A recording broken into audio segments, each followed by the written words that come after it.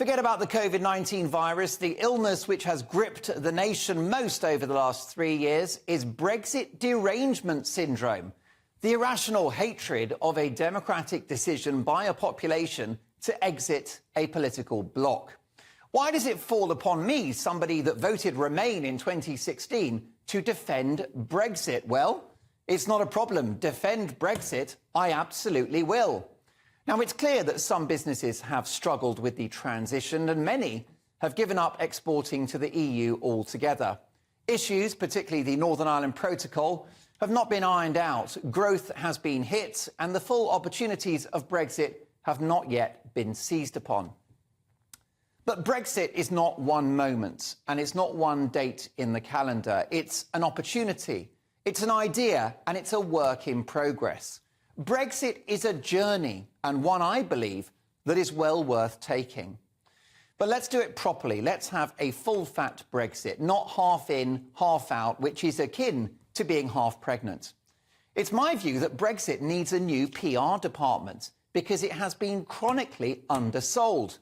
Laughably, its critics link our current economic problems, raging inflation, recession and eye-watering debt, as being down to Brexit. People making that link are either mad or lying, or a combination of the two. Happy to overlook the fact that we borrowed £500 billion and shut the economy down on and off for 2.5 years in an attempt to stop a seasonal respiratory virus. The most important aspect of Brexit is that it was delivered. The will of the people was respected. Attempts by politicians and powerful media figures to push for a second referendum, including the cervix-free leader of the opposition, Sir Keir Starmer, would, I believe, have created a democratic crisis, the likes of which we've never seen. Constitutional pandemonium and probably civil unrest on the streets. Brexit was an immediate insurance policy against ever closer union and membership of a United States of Europe. It was an insurance policy against paying for a sovereign debt crisis on the continent, which I fear is coming.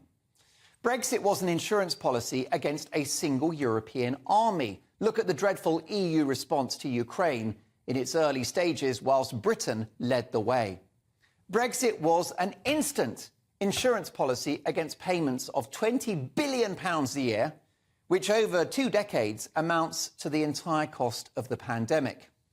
Brexit was an insurance policy against free movement, against a one-size-fits-all trade policy, and against having the euro, something which Tony Blair dangerously flirted with and which Gordon Brown heroically thwarted.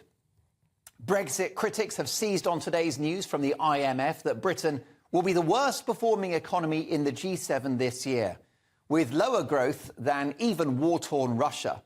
Now, I don't buy their gloomy outlook. Yes, we've got problems, big time, and it's going to be a rough year. But as with COVID modelling during the pandemic, recent economic modelling from the IMF and others has been about as accurate as a Nadeem Zahawi tax return. 3 years on, and Brexit is all to play for. To believe in Brexit is to believe in Britain. Don't let the doubters win.